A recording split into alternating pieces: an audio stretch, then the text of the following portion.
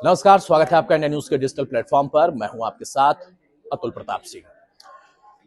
राजनीति का जादूगर वैसे तो अशोक गहलोत को कहा जाता है, लेकिन राहुल गांधी की जादूगरी या उनकी जो राजनीतिक जादूगरी है उसका भी कई बार हमने जिक्र देखा। लेकिन अब राहुल की कारीगरी ये चर्चा का विषय है।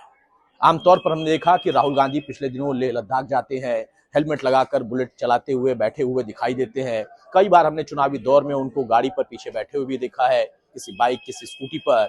इसके अलावा वो कभी मटन बनाते हुए भी दिखाई देते हैं। तो लगता है कि हाँ, एक राजनेता है, लेकिन वो भी एक आम जनजीवन जैसा होता है उसमें घुल मिल जाते हैं।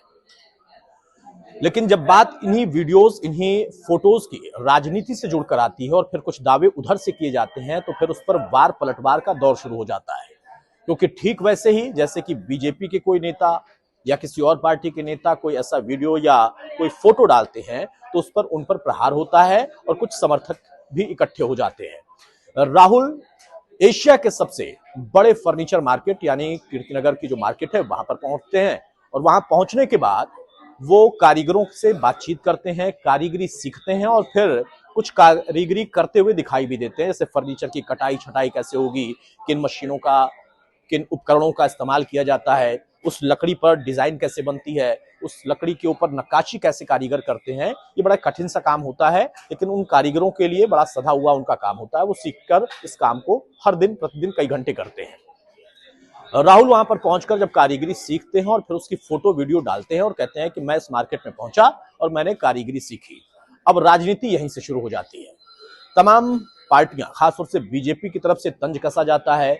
कांग्रेस के जो विरोधी हैं वो तंज कस रहे हैं कि अब कारीगरी ही बाकी रह गई है, क्योंकि राजनीतिक कारीगरी आप कर नहीं पाए जिसको आप जादूगरी कहते थे, तो फर्नीचर की कारीगरी ज्यादा बेहतर दिखाई देती है। अब यहाँ सोशल मीडिया पर एक दूसरे पर वार पलटवार का दौर चल रहा है, तंज कसे जा रहे हैं। ये कहा जा रहा है कि हमने तो पहले ही कहा था कि राहुल गांधी के वश की बात नहीं है कि वो राजनीति कर पाएंगे या फिर राजनीति में जादूगरी दिखा पाएंगे, और जितनी जादूगरी उन्होंने दिखाई है उसका फायदा कांग्रेस को तो नहीं मिला, हाँ बीजेपी ने उसका फायदा जरूर लिया। तो अगर इसी तरीके की जादूगरी वो आगे भी दिखाते रहें तो हमारे लिए बेहतर है। बाकी अगर उन्होंने कारीगरी सीख ली है, वो तमाम ऐसे कारीगरों के बीच में जाकर उनकी जो विधा है, जो उन्होंने सीखा है, अगर राहुल गांधी भी सीख लेते हैं तो शायद जो राजनीति है वहां पर भी वो कुछ पॉलिशिंग कर पाएंगे। क्योंकि लकड़ी पर जब काम होता है तो बड़ा खुरदुरा सा काम होता है, लेकिन बाद में उसको काट कर छाट कर जब कारीगर पॉलिश करते हैं तो एकदम चमचमाती हुई तस्वीर निकल कर आती है। लगता है कि भाई ये खुरदुरी लकड़ी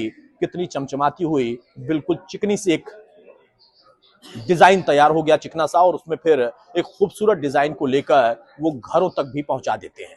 लेकिन राजनीति में चिकनाहट कब आ पाएगी, राजनीति में ये जादूगरी, ये कारीगरी कब आ पाएगी राहुल गांधी के जरिए, ये अभी भी सवाल पूछा जा रहा है।